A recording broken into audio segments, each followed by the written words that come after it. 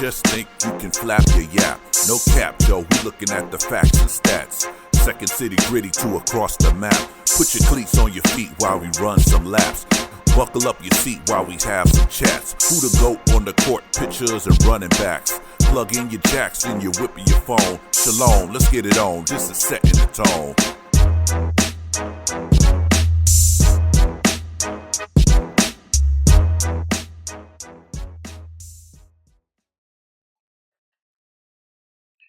Welcome everyone to the Setting the Tone podcast. It's got Tone right here with my man Boss Man in the place to be. We're about to drop a new episode for you guys on the latest development with the Chicago Bears and their new head coach, Ben Johnson. Boss Man, how you doing today, sir?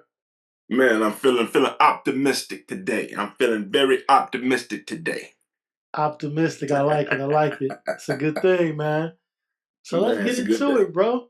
The Bears move swiftly. They move swiftly to get their guy, man. They didn't even have to bring him in the building. Yes, sir. They didn't even have to bring him in the building. And he said, no, go ahead and sign me up. Yeah. We got Ben Johnson under contract today, but we signed him up yesterday, and I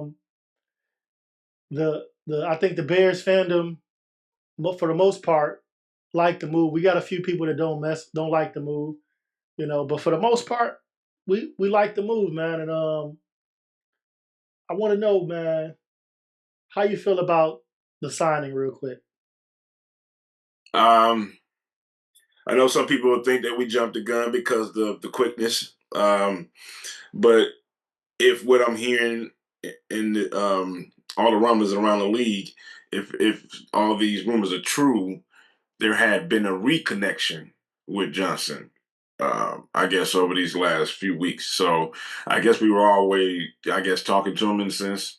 So I think it was a mutual understanding that once he was available. So, but I did have a Zoom, like we're doing a Zoom right now. They did have a Zoom meeting with him, interview with him for about 3 hours a couple weeks ago. So maybe that was enough to sell him on the Bears and the Bears to sell him on them.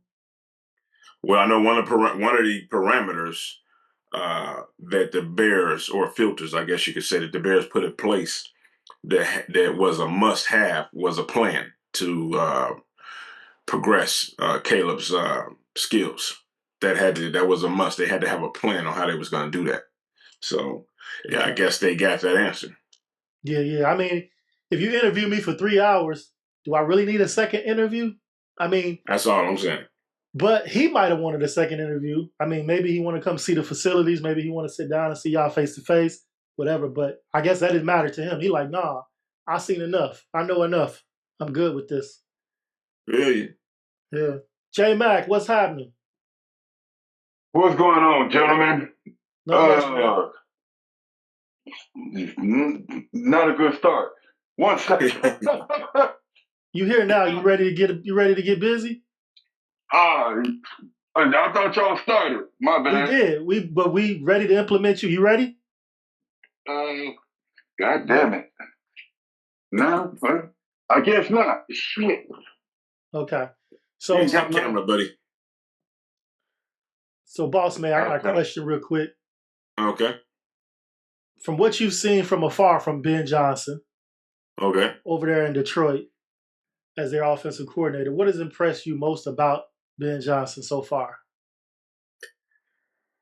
Well, the one thing that I see right off the bat, and it's because over the last, I'll say, 3 years, I've been complaining and talking to those that will listen to me that the biggest thing that I see with today's quarterback is there are no timing routes.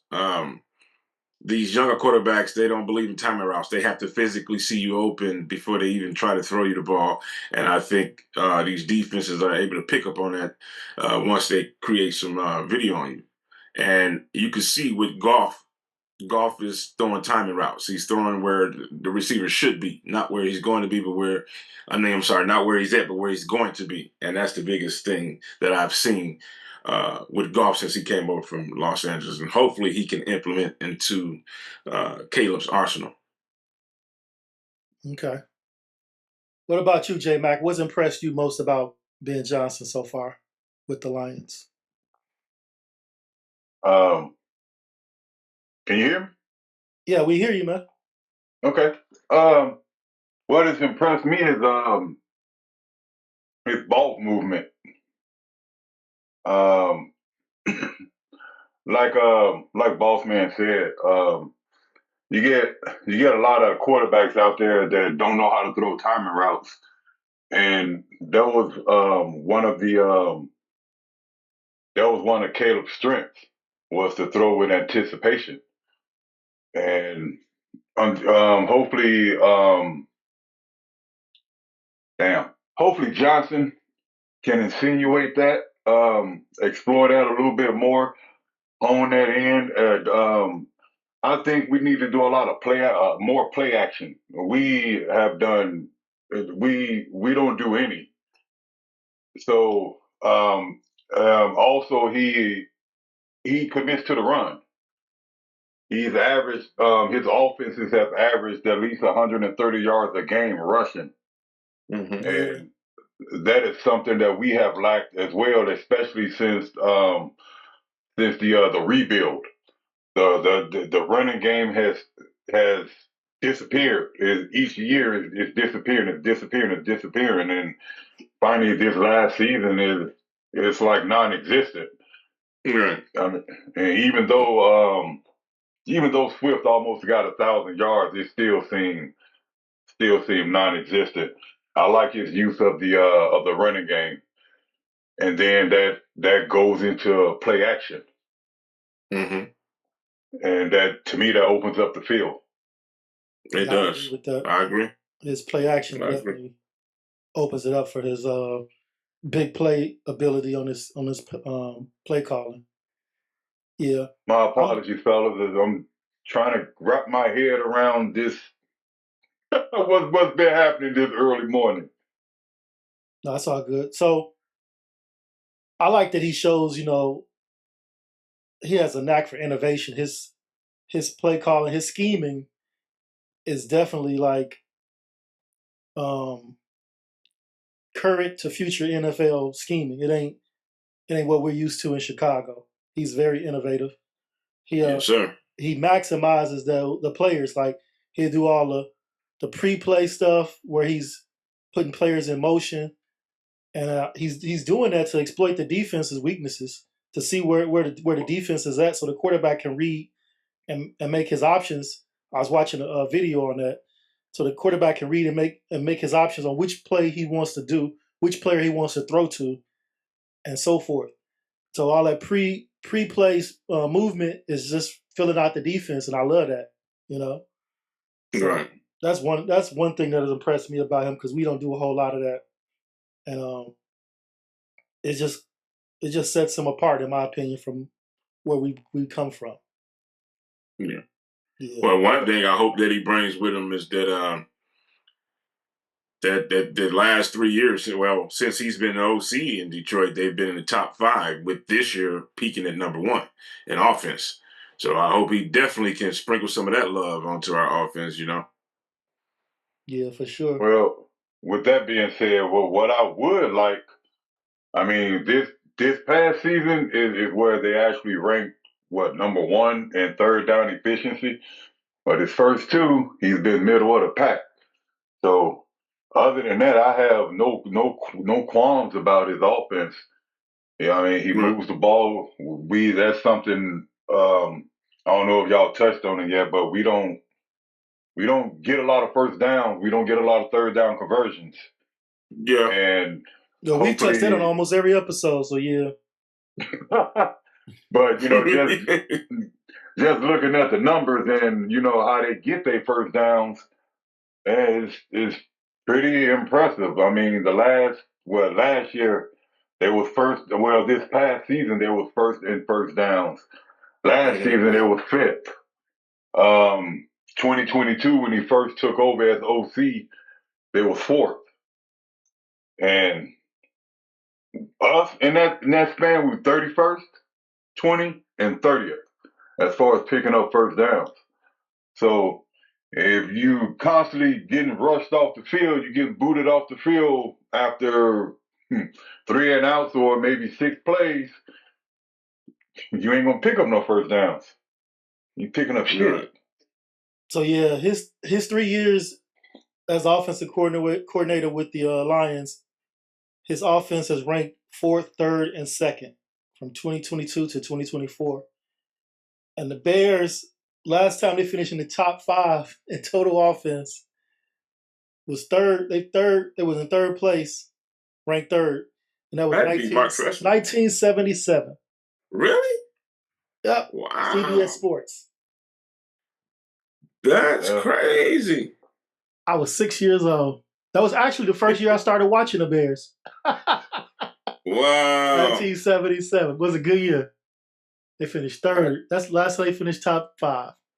I think this last, let me see, my first year watching the Bears had that was Vince Evans' first year. Yeah. That was Peyton's second year. That was Peyton's second year. I think that was his MVP year, wasn't it? Yeah. It was either that or 78, one of those 2 seasons. I think my first year might have been either 79. No, it couldn't have. Yeah, it had to be 79. 79 or 80. Yeah, I was 6. It's been a minute, man. Yeah, buddy. We some gray beards, so we've been around. We've seen some bullshit offense and some hard times on offense for the Bears for sure. Yeah. But it's definitely taking us a while to cross over to the new way of doing things, man. And I thought with Mark Trestman and the way they opened up with, the getting the 2 receivers over 1,400 yards, I thought we were going to move forward from there, and it seemed like we regressed. So, especially with a running back like Forte, man, that was the perfect running back to open up the RPO. That man was good as a lining up in the slot. That's one of the best, all-around utility running backs I've ever seen. Yeah, we also had one of the worst defenses that year Trestman was here. So yeah, we got no, we always we stripped down the defense to support the offense, but that wasn't a good idea. Got to have a balance. All right, so what areas of the offense do you think Johnson should prioritize fixing first? Boss man. Yes, me right off the bat, the line. He's got to get that line. Without that, if he don't get anybody, one of the things that made his offense go in Detroit was steady line play. However good it was, it played steady year round, and he was able to get some things down. So if he don't address this line, I think in both free agency and the draft, we're gonna have an issue. Yeah, and that was one thing the Lions prioritized. They built from the trenches on out. Yeah, on both sides of the ball, that's the way it need to be done. Yeah, so that helped them once they got their line together, they went and got their skill players, and bam, this is what we got. What you think, J Mac? The first thing to be prioritized, I would agree. My only issue is, are you going to be able to go out and find 4 potential starters within the draft and free agency? Because you're going to have to dig into the scrap heap again. You're going to have to dig into the salvage bin in order to address some of it, at least. And you're not going to get no, you can get 3 top draft picks with number 10, 41, and 39, but are they going to be instant starters? You also need to address the trenches on the defensive side of the ball too. So personally, I agree with both of you. Tone ain't said nothing yet, but I think he's going to agree. The line. We have to address the line, especially, I believe, the center position. But I think Shelton was serviceable. And we can, I think, I know we got to get rid of him, but I think if we can bring Tev back on a team-friendly deal, get a young center in there, somebody else on the side of in that right guard position, maybe that guard from either Zeitler or the kid from KC. That's gonna be a long shot, but gotta put money out there. Yeah, I don't know about it being a long shot. KC money kind of tight right now. But yeah, well, I was just thinking about the money that he might command. He's a top guard on the market right now, ain't he? We spending money. I see the Bears spending money already. So he got us with our pants down. Yeah, he got us with he could demand what he want as bad as our line is. Shit. Yeah, I don't see money being an issue with the way they slinging money around to the rookie coach. But for me, I'm sorry, I don't mean to cut you off, but for me, the best part about it is Poles. He will gravitate to what your coach to what he needs, and I think that was part of the problem with that he had with Flus. You know, just getting here. He'll get him what he needs, but not what he needs. You know what I mean? Right. Yeah. But yeah, I see the offensive line as a focus as well. Improve the pass protection and the run blocking. We got to do that definitely because our inside runs were trash. Our pass protection, the defense was in our quarterback's lap. I mean, he almost breaking sack records and shit like that. And the amount of sacks that he escaped, he hadn't escaped. Had he been someone like Jared Goff, he would have easily broke the record. You know, so that's something we gotta definitely address. The offensive line needs to be first and foremost the priority. I mean, we can address it in the draft. We can address it in free agency. I think it's going to be a few free agents that we can definitely take a look at and see if they want to come to the Bears. And then go through the draft. Johnson would do go through the draft and go ahead and get we got 3 picks within the first 2 rounds. Use 2 of them on the offensive line, I say. What you going to say, boss man? No, you're right. Especially, personally, I think the first 3 picks should be on the line, but I know it's not realistic. But truly, in my heart, I think the first 3, no doubt, should be on the line. That's important. How important I think it is. You got these pieces, these Ferraris sitting in the garage, and they might as well stay parked in that mother if they're not going to get linemen to protect the quarterback. And then their contract is not going to last forever either. You don't want to get a line and all of a sudden these guys are tired of not winning and want to leave when you finally build a line. Now you're searching for, skilled position players again. Right. That just brought up something in my mind I'm going to talk about later, but I feel okay. I think also Johnson's scheme will help alleviate a lot of that. Jared Goff, his sack total, where his sacks taken, has dropped tremendously in his 3 seasons with Johnson as the OC. On average, maybe 30 sacks a season. And his completion percentage has risen, I believe. Right, right. Yeah. So a lot of that is attributed to Johnson's scheme and how he designs plays to get the ball out of his hand. Yeah. Like that's something that we discussed and talked about constantly. Caleb getting the ball out of his hands and him playing hero ball. That's Johnson definitely scheme up. I'm sorry, go ahead. No, I was just gonna say that's part of the reason why he took so many sacks. That's on him too. Yeah, the difference is with Shane Waldron's offense and Ben Johnson's offense. Ben Johnson scheme up quick plays where the ball's got to come out fast because the play is already developed. It's already there, So that should help out with the sacks and the completion percentage. Because I like to see Caleb's percentage go up a little bit. I didn't like it in the 60s. He needs to have it up close to 70, if not 70. Yeah. I think if he has more conviction in the program or the scheme that he was in, more belief in his, it's going to go up. I think it's going to go up, first of all, because that tight end play is going to go up. It's going to go way up. And I think Cole Kmet is very glad that Ben Johnson is coming over. And I think they're going to get rid of Everett, but if he survives the cut, he's going to be glad too. The tight ends definitely, whoever the tight ends on our roster at the beginning of the next year or next season is going to be very glad that Ben Johnson is the coach. Everett might be a good fit for Ben Johnson. That's why I said right now he might be a better fit because there was no sense of going to get him Nah. And knowing that Waldron, he don't scheme up shit for his tight ends. Right. It didn't cost us nothing to get him. It didn't really cost $5 million. That's enough. That's a good backup. When you talk about money, though, in the league nowadays, that's a good backup. He is. Yeah, because he a backup anyway. You get starter money.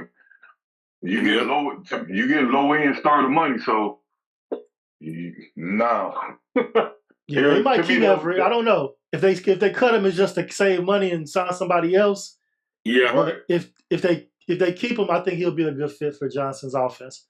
All right. Yeah. How will hiring Johnson affect Caleb Williams' development as the quarterback of the Bears' future? I mean, he didn't have to develop Jared Goff. Jared Goff was already pretty much a finished product.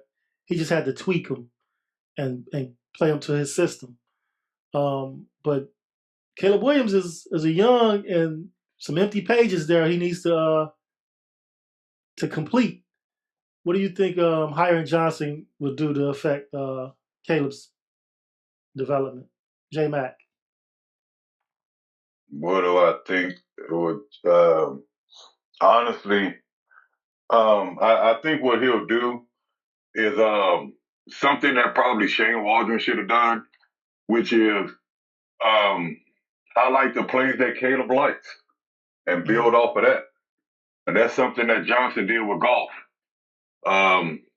Highlight plays that he liked, built off of it, and the plays that he wasn't too fond of or so, he didn't. I mean, they worked on them, but they didn't use those plays or run those plays too much. It was just mainly, as we all say, build the team around to the strength of build the team to the damn it. Build the offense to the strength of your team. Yeah. The strength of your personnel, all that good shit. But yeah, I think that's what Johnson would do a lot better than what we just had. Yeah. I'm not gonna blame Brown for that because it wasn't his offense. So facts. Yeah, I think his arrival is gonna be great for Caleb. I think he's gonna tailor his offense, tailor his schemes to the strengths of Caleb. And I think some of the strengths of Caleb are different than Goff.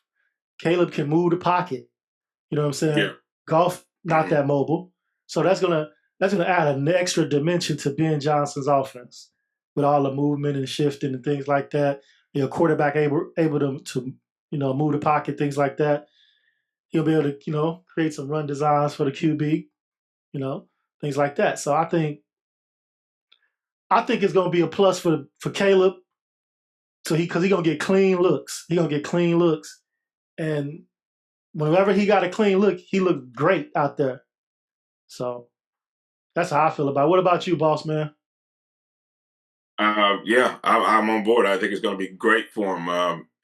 You think about Goff before he came over to Detroit, his QBR was around 46, 48, 45.8 or something like that. And it's been going up steadily to the highest it's ever been this year. I think it was 68.4. So, I mean, that's over 20 points. I mean, you put that, in terms of progression, I'll take that any day. 20 points from where a quarterback that's good enough to make it to the NFL, 20 points higher than what he was. Yeah, I take that. I take that increase. And then I think he's going to be, if we can get that line fixed, he's already been through the ringer with the sacks and learning how to deal with coming back from a multi-game or a game where he's been sacked multiple times. So I think, in a sense, Ben Johnson is coming into a situation where the quarterback has seen the rougher part of the NFL. He's used to the speed now. So I think that's a good thing. Johnson doesn't have to put up with that, or he doesn't have to deal with that. So he's going to be able to start a little quicker. He's not coming to a rookie per se to the league, but a rookie to his system, and he don't have to, deal with some of the rookie things that the Bears had to deal with. Yeah, I can't wait to hear what comes out of training camp, how they looking and things like that. That's going to be interesting. It's going to be exciting to see. Well, they saying don't let the look fool you, man. They said, dude, a pit bull, man. They saying, don't let that smooth taste fool you. They say he a pit bull in practice. So, yeah. That's good. I'm just talking about how the team looking in training camp. Right. Yeah, for sure. But I like that pit bull, the pit bull mentality. But can he present it to the team in a way that people don't think he's being ultra aggressive? Because we got prima donnas coming from college with that NIL money now. So I like it. We want a leader of men like it's been tossed around, but you also got to have a good approach. Everybody don't take that rah shit. Yeah, it's a different generation for sure. They ain't. Right. We're a different generation from them. So we us growing up, we can accept it and as it is. Right. Okay, coach just trying to push my buttons. Coach trying to get me on the right page. Constructive criticism. Just constructive criticism. But this generation, they don't accept that. They're like, hey man, don't talk to me like that. You hurt my feelings. You hurt my feelings. Yeah. Yeah, I think before. I mean, I'm excited about the hire, but I think we should quickly temper our expectations. I knew that was coming. And I mean, we got so enamored with all these fancy toys and didn't know how to properly get them ready or oil them up and put them out there on the road, test drive them. So I mean, I understand. We need a good offensive mind in here to get this offense moving, get the team moving. But I mean, I think we need to temper expectations at the moment and wait until they get on the field and put a good product. I done got burnt this past few seasons, and one thing I'm not doing is making any predictions. Yeah, I'm not doing that. Yeah, the one expectation is to just fix the offensive line. I expect that to happen.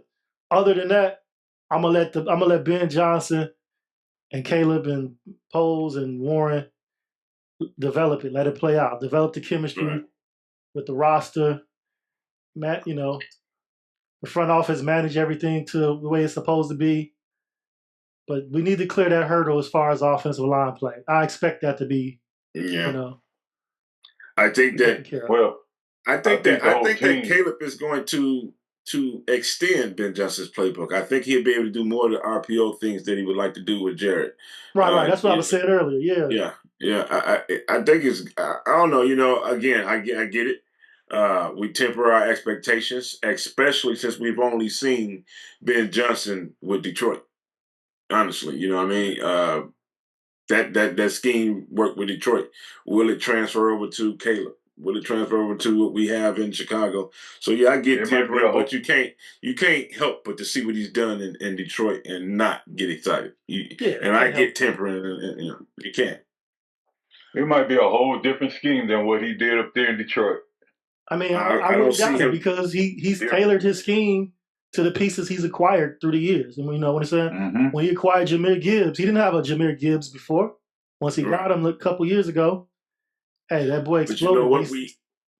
We have a lot of the components that he used to make his plays work. I can't see him going away from it if we have what he needs. It was just too successful. And even if we don't have exactly what he needs, I can't see him straying too far away from that winning formula. It helped on each level, from running to passing to the running back out the backfield to the tight ends to over the top.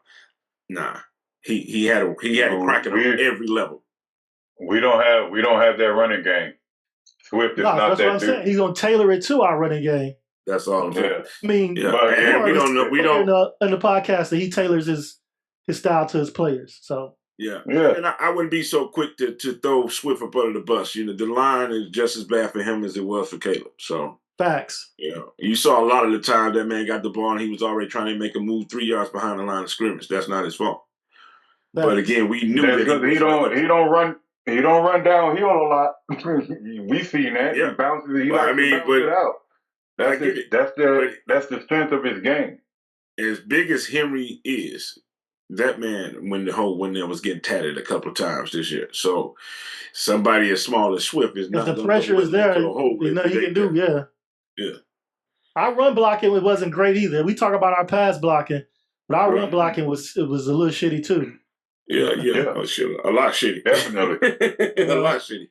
Yeah. But he had a couple of splashes here and there. And the bad part about it, we had the same line coach all 3 years. Yeah, that's what same sucked. Line coach. Right, and that's what sucked. So the changing of the guards didn't have nothing to do with your ass. You could have still made that line better than what the fuck it is today. I mean, we had a lot of injuries too, but still, I've seen line coaches that can get talent ready no matter how long it took. How long get the strength and conditioning coach out of there. If we got all those injuries, need somebody that's gonna get these guys on the field, keep them on the field. I know injuries happen. Some of it is unavoidable. The strength and conditioning ain't got nothing to do with it. But it's the same every year. Yeah. But All right. So, what does success look like for Ben Johnson in his first season with the Bears? What does success look like? How do we measure that? Do we look at offensive efficiency, player development, like Caleb Williams, significant Everybody want to see points, wins and losses. I mean, it's not hard. It's not hard to get more than 4 wins, right? Right. I think realistically, or 5 wins. I'm sorry, we won a Super Bowl at the end of the season. 5 wins. Our Super Bowl, right? Yeah. I think realistically,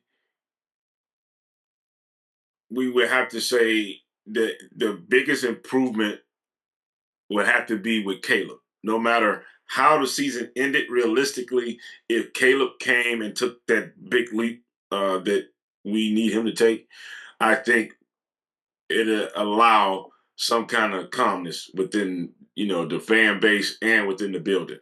Okay. I don't know if Poe's still be around or not, but if Ben can get Caleb right, I think that's what we need to see. Now, realistically, as fans, like J Mac said, we want to see some wins, damn it. Facts. So, player development, I agree with that. I also think, like, if we could do better on third down conversion with Ben Johnson, that's going to improve player development. It's going to likely have more points on the board. More points on the board going to likely lead to more wins, So all of those things kind of like a domino effect. What you think about it, J Mac? What success looked like for Ben Johnson in his first season with the Bears? Discipline. I like it. Straight discipline. That's what we need. We've been lacking that. Yeah. I mean, since Eberflus' first season, we had less penalties in a teardown. We was the less penalized team in the league. You know what I think was what attributed to that? Those players knew they weren't going to be there, and they were fighting for a job. So they were. They should have known they weren't going to be there the next season. I mean, well, I'm saying the players that we acquired since the teardown, had contracts. They had more than 1 year deals. We were getting 1 year deals in the teardown year. So those players I need to put my resume on tape. Those guys were auditioning. They were auditioning. That's why they were more disciplined. I think that's just me from my perspective. And the guys, once they got those deals, it is what it is now. So what? You preach discipline, your guys get contract extensions, and then what? You stop preaching discipline? You stop preaching get on the line and come off the ball right? You stop preaching no pre-snap penalties? I don't know if he stopped preaching it. I just think they stopped doing that as players because they got money now. They got more than 1 year deals. The discipline was on the players to take in, not the coach saying, hey, I'm not going to preach that anymore. Because remember, a lot of those guys ain't on the team anymore. They were just there for 1 year. Then you brought in guys, TJ Edwards, Tremaine Edmonds. You got Nate Davis. You got guys who got longer deals, who got contracts. Then the discipline decided to fall off. But the way I look at it, and I think it was Poe's end of the year presser when he brought up the fact that They have problems with the process. And when you see the team is not preparing correctly and you didn't stop it, you didn't get at your head coach to stop it. Why this team is not prepping correctly? Right. That shit should have been done preseason, OTAs, all that. Get all them quirks out. Yeah, I agree. And it shouldn't have lingered until the season. That boy got too cool with his players out there, giving them nicknames and shit, and just being buddy with them. Yeah. He didn't want to be like, look, man, you need to clean that up. What you doing over there? You know? Right. You got too lax. Too lax. You know, yeah. I feel you. Because I, you know what? Quite frankly, you could tell whether coach had took a dive. It showed with that Tyreek situation. And then, frankly, for the rest of the year, he was, to me, kind of shaky. You could see that they had lost, that the coaching staff had lost the room. Because you have never gotten to that, really. No. Because you can't tell you ain't see some of that in practice. You can't tell. Right. Hey, just think about how often when we in our chats and we talk about how that penalty killed a drive. Mm-hmm. It's a drive killer. Yeah. And then next thing you know, you push back 5-10 yards, and then you got to punt. Yeah. So we saw that happen a lot this year. It starts with discipline. That part right there. Facts. And I think that's what I mean when I say, you know, the rumor going around. I actually read it from it was an ESPN post. I think the other one was from Mike Grafali or whatever his name is. But anyway, about how he's such a pit bull in practice. He's got to have that mentality, but he's still got to be a player's coach. That's how Mike Tomlin. I like Mike Tomlin's approach. You know, he get in your ass, but the players seem to feel bad when he have to get in their ass because he's a fair dude. You know what I'm saying? He's on they know that he'll ride for them if they deserve it. He's got to have that kind of connection with his players because we got some dogs on his team. And all of them don't need the same type of approach. So I just hope he can handle it right or bring somebody in to handle it right. Because we do. Some of these guys need a kick in the pants or a bus ticket out of town. Facts. All right. So as a fan base, are we optimistic? Are we skeptical? Are we justified in our optimism? Given Johnson's impressive track record, should we be optimistic in his offense? Or do we think about him as a total package as far as like a head coach? Do we have some skepticism there? You know my take. I don't. Go ahead and say it. Yeah, you do. Mr. Pessimistic. No. This ain't for me. This is for the podcast. Go ahead and say it. Mr. Pessimistic.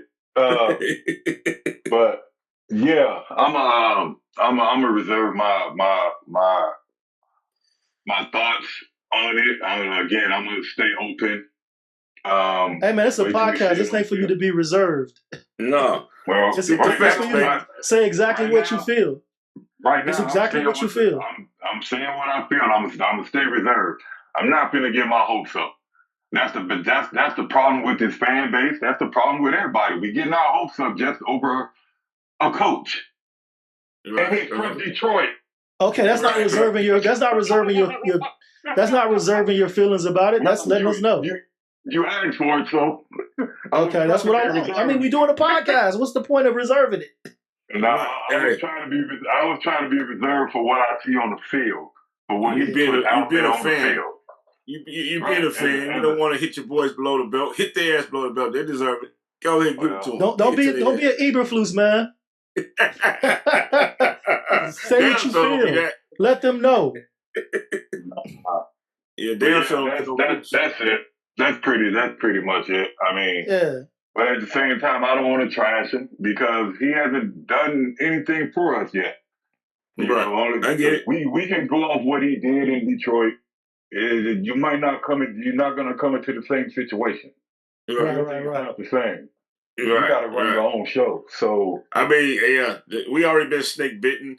You know, we didn't know how much of Andy Reid that Nagy needed that keep with him to make the offense flow, because it damn sure didn't look the same over here with us, So, yeah, we don't know that he's going to be able to translate what he did in Detroit over to Chicago, but at least he has a track record that's better than what we have had. We've had at best we had really good defensive head coaches, but offensive-minded, innovative coaches we haven't had. So that's room for optimism. We had church. I get it. We have been snake bitten. I want to nip the Matt Nagy and Ben Johnson comparison in the bud, because I've been seeing that in all these Bears groups. They're not comparable, because Matt Nagy wasn't an offensive play caller under Andy Reid. He called a few plays towards the end of the season. That's it. Ben Johnson was the play caller for the Detroit Lions. So I do not like that comparison. I see that all the time. I'm like, Well, let me just clarify. Not that you said I was doing it. I'm not comparing them. I'm just saying that we got excited when Nagy started showing some things that we hadn't done. When you seen all that Tampa Bay game, let's face it, we thought that we had that coming for the rest of the year, because it was like, the second or third game of the year when they bust Tampa Bay ass in the 18?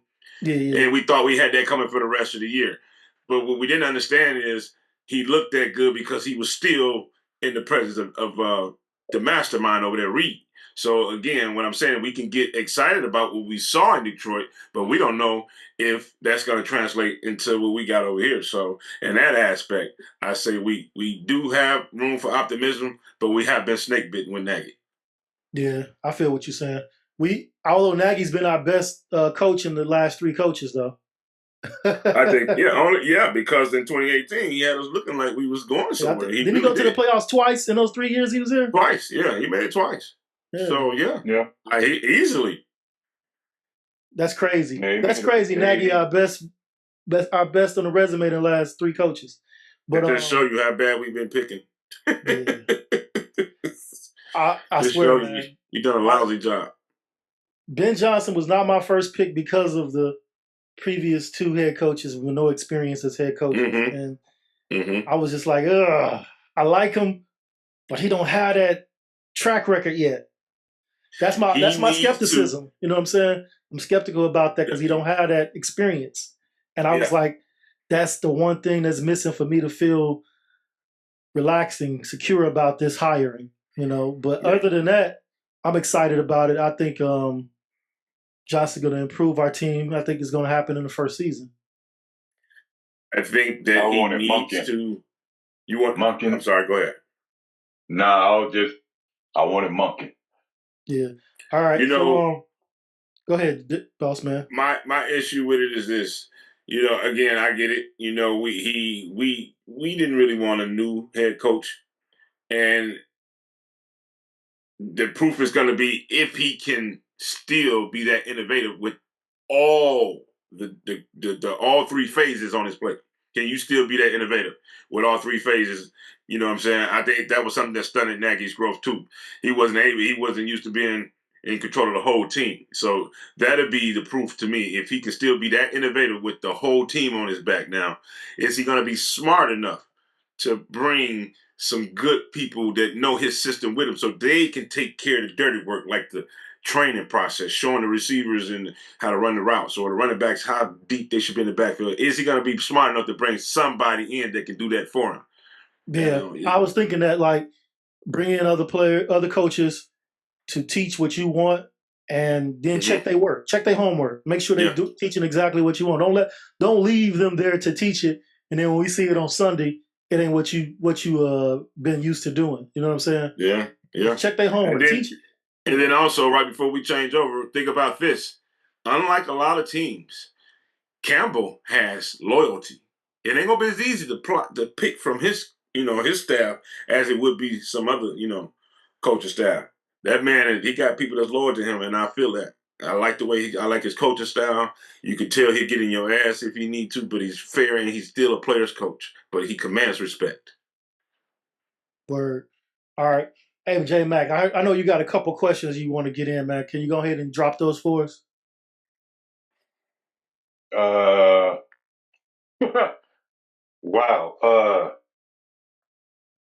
I ain't even got them prepared, so I thought you were gonna handle that part. You showed them to me in the chat. Them, but Yeah, well, I mean, you the host, so I thought maybe the host would handle that one. But I can if you want me to, man. If that's a problem. Yeah, go ahead, because I don't even have. I gotta find them. I got notes here, but I gotta get it. But go ahead. I think you probably got it more handy than I do. All right, so here we go. One of the questions J Mac presented to the group, people that's watching us and checking us out, the negatives of hiring from the division. What are some of the negatives from hiring within the division? Boss man, you want to go ahead and take the lead on that? Oh, yeah. Well, as far as you said, what are some of the negatives from hiring specifically in our division? Right. Well, right off the bat, we see each other 2 times a year. So the division is going to be pretty used to what you're running. The plus side for us is that it's still pretty new what they're doing in Detroit. So we should be okay for the next maybe 3 years. And then there's also if somebody couldn't survive in the NFC North, why would you want to bring them to your team? You're going to get the same type of dedication. You're going to get the same type of challenge every time you play each other. So my feeling would be if you couldn't handle it in Detroit, then you damn sure can't handle it in Chicago. So again, and then he's still a rookie coach. So, the pressure that you're going to get from Green Bay and Minnesota trying to get back to where they were this year is going to be a motherfucker. The fact that you came to Chicago, Detroit going to be on our ass twice like a motherfucker. So he's got to be ready. And can he do that? I know the fans pissed off at him. They taking so many shots at him. They loved him, but now they trying to poke holes in his. Like he threw all those interceptions. Yeah, they try to poke holes in his offense, but they loved him before that. It's crazy to hear it, crazy to see. I'm like, man, this is who y'all are. This is your identity. You took the identity of Dan Gamble, and you gambled on your plays, and that's what Ben Johnson did as well. But that's the identity of the team. And you can't be mad at him for gambling because y'all loved it before. Y'all loved it before. And why would you change it? Yeah, now y'all mad because he gambling, letting J-Mo throw passes and shit at the end of the game. Y'all gambled all year, going for it on 4th and 5 and shit like that. Come on now. Right. In your own territory. Yeah, shit like that. Come on now. Stop playing with me. That's just some sour grapes now. That's all that is to me. Mm-hmm. You know what I'm saying? What they going to say about Aaron Glenn? Because he lost. I salute him. Because as many pieces as he lost this year on that defense, for him to still be around to even be a first seed. Come on, man. Yeah, I agree with that. That man should get a head coach off that alone. What's your thoughts on that question? Negatives higher within the division, J Matt. Wow, I posed the question but didn't actually put any thought into it. Well, I think you two actually really know how I really feel about that. Trainer, spies. That's the only thing I can think of is Luke Getsy. Hopefully I won't get those vibes from him. That spy vibe and shit like that. Right. But mainly, it's like what Boss Man said. It's the familiarity. Everybody's being familiar. Yeah, there you go. Everybody's being familiar with your playbook and your play style. And that's why I think his well, it's not a negative, but that's why I think his playbook would be different in Chicago than he had up there in Detroit, because they would have that on him. They would. I mean, if he's going by the Dan Campbell style or coaching style, they're gonna know that about him. They're gonna know that he takes gambles and risks. So that's a leg up Detroit will have on us. Yeah, so those 2 matchups every year with Detroit gonna be something special. Yeah, but you know what? Don't think about this. Although we gotta face him now, a lot of those decisions were coming from Campbell. It's gonna be his decision. Will he be that? But yeah, facts. Will he be that chancy? I don't think he will. I don't know. he presented the plays, he called the plays, and then he sent them to Campbell in the headphones, I guess, and Campbell okays it. So he knows how to gamble too, because he's giving them to Campbell. Hey, this is what I got. These 3 plays. You know, I prefer number 1. I prefer number 2. Which one you want? You know. You know what? I think that maybe in some time, I don't think he'd do it much that first year because he ain't gonna know what he got. I don't think he'd do it much that first year. Maybe once he becomes confident in our ability with whatever kind of line we get, then maybe. Because if we can't push the ball a half a yard, we damn sure ain't finna do like half the shit he did with them. I mean, I think Campbell put a lot of trust in him to make the right call, make the right play. So I think a lot of definitely. I think they knew they had the personnel. Yeah. All right. So my next question is, can we win with this roster, fellas? We have 5 wins this season. Can we win with this? I ain't saying make any predictions because I'm not making any. Right. Can we win with this roster? The that was J-Mac's other question. The current roster, yeah, because coaching blew at least 3 to 4 games this year. Yeah, I know 4 off the top of my head. Yeah, I think more than that, but at least 4. So yeah, and actually, in the beginning of the season, if you're ready and you're out there ready to play, those are a couple of games right there that could have been won. Yeah, just on merit alone, because you didn't come out ready to play. The first 3 games. The first 3 games still look like preseason to me. Yeah. And our quarterback also can take some blame for those first few games because he wasn't ready. He was still green. And I expect him to come out in season 2 not green. He's got a whole year of experience under his belt. So I don't see us coming out with a slow start next year, crossing my fingers. So yeah, my personal opinion with this current roster, the way it is, the way it's constructed, even with the line, and again, you got to see it in preseason. Yeah. So you don't know what type of offense he would have put together with this roster. So, I mean, that's why I'm so looking forward to training camp, man. I want to see what's happening. Yeah, I mean, just on what we've seen on game day, even with Flus being at the helm, we were still 3 or 4 wins better than what our record shows. So, facts. I think with some stern coaching, yeah, those losses, those L's turned into W's. Yes, sir. At least half of them should, if not all 4. Yeah. Now, if it was if it's his first season and he's being a rookie coach and he's making those mistakes, I can accept it. But next season, no, those same mistakes should not be prevalent. They should not be at the forefront. And Flus from the beginning, season 1, season 2 to season 3, those same mistakes kept coming to the forefront. And I agree. He should have not been making the mistakes after season 1, the same simple mistakes. And another weakness with the Flus coaching staff was there was a lot of first timers on that coaching staff. You know what I'm saying? A lot of them. Mm-hmm.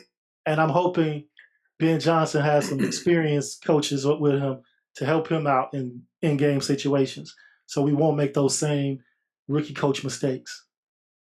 I think one of the issues with him, man, is he never learned to adjust he never learned to adjust at the halftime. I never have felt confident that he would he never got it. Whatever they were beating us with in the first half, they shouldn't have been doing it in the second half. I just think that we never made the opposing team think. We never changed it up because we never had an identity. No. That lacked for the 3 fucking seasons Flus been here. Yeah, he never. I don't think season 2. I don't think season 2 we made adjustments at halftime. I think the defense is just overall better at the end of last season. I don't think he really had to. Not the last season, but the second season. Season 2. Y'all don't think we made adjustments? We came out better after halftime, I thought, in season 2, no? Not in my opinion. How many wins we get again? We got 7. How many wins we? 7. Okay. I'm sorry. I just know the defense did more than this shit. I lost that 7-win season. All right. I forgot we had one. Damn. Should have been 10 though. He lost us 3 of those games in the season 2. Yeah. But to answer your question, I believe the first 2 seasons we did have an identity, which was run the ball. Yeah, we led the league in rushing both of those years, didn't we? Right. Or we was in the top 5 at least. Yeah. Well, especially 2022. Yeah, we had over 3,000 yards rushing, and we was in the top 5 the next season as well. Right, but then once Justin left, I think they changed that. They got a new offensive coordinator as well. So you know how that goes. Yeah. I just couldn't help but to just wonder, man. Especially after how this season turned out, I can't help but to wonder, man. I just think that he would have complimented Swift a lot better than Caleb would have, just because of his running threat. You can see it. And look at Philly. Look how Hurts and Saquon is just duping these cats, man. It's so big of a hole because they're generally afraid of what Hurts can do with his legs as they are with Barkley. Yep. And I think Fields would have carried that shit. Hey, boss man, you got any questions for the? Go ahead, J Mac. Was you about to say something? I'm just waiting because you can ask boss man a question. Yeah, let me get the. The only thing that I wanted to know is, how many of the coaches do you think that we can pull from, Detroit? Because I know a lot of them want to follow the success that Ben Johnson's offense brought to Detroit. And there was rumors going around that the O-line coach may follow him to Chicago. I saw that rumor, him coming to Chicago as the OC. And that was something I said, I think on the last podcast or one before, I can't remember. But the OC. He's on his second interview. He's on his second interview in Seattle. Yeah. If Ben comes, bring your OC, bring your offensive line coach with you. Yeah. You need that and elevate him, make him the offensive coordinator. Yeah, because that O-line coach can teach the line how to block it. It really doesn't get any, because every skill position has their own coach. So honestly, after he teaches the line how to block it, he won't have too much other responsibility to take away from him being the OC because, like I said, every position has their own coach. So that would work if we were lucky enough to get that line coach. Yeah, I think he could bring some coaching staff from Detroit. Maybe all of them contracts are up. I don't know, or some of them, and he could probably grab some that he really liked. He saw they work because he worked with them every day, so he might like some of them. But hey, man, you want to come on over here to Chicago? I give you a better position, really, because we can elevate you from if you're the assistant coach or whatever. We can bring you up to the main coach of that position or whatever. Right. I want to see how his interview plays out in Seattle. Like I said, he's on his second interview with that. Mm-hmm. So we'll see how that plays out if he comes on board, if Johnson hires him. Right. Well, maybe what about Randall L? Randall L, a receiver coach? Nah. Yeah. I like him. He's a hometown guy, so I know you want him, J-Mac. Is he a hometown guy? Yes, sir. Randall L, yeah. I follow Randall L since he played high school baseball, basketball, and football. Really? I think he's from. I didn't get to him until Colorado. He's from the South suburbs. Indiana. I'm talking about high school though. Something like that. Huh? Is that Flossmoor? He played on the south side. I can't remember, south suburbs. But he's definitely a hometown guy. I followed him in high school. He was a good player. He's a great athlete. Okay. Yeah, I know he was a quarterback in Indiana. Indiana. Yeah, I said Colorado. I'm thinking about Cordell, but it was Indiana. Randall L was Indiana. Yeah, they let him talk. They let him talk about it being a quarterback in NFL because he set records in Indiana. Yeah, he did. He flipped the receiver in NFL. But yeah. All right, fellas. Y'all want to add anything extra to the podcast before we tap out? Just to put a cherry on that, the question I asked as far as who can he bring over with him. The O lineman is going to be hard to bring. It was all the line coach. O line coach is always going to be hard to bring because he's the main focus of teaching the scheme. If you can't block it up, it don't matter how many shiny instruments you got around it.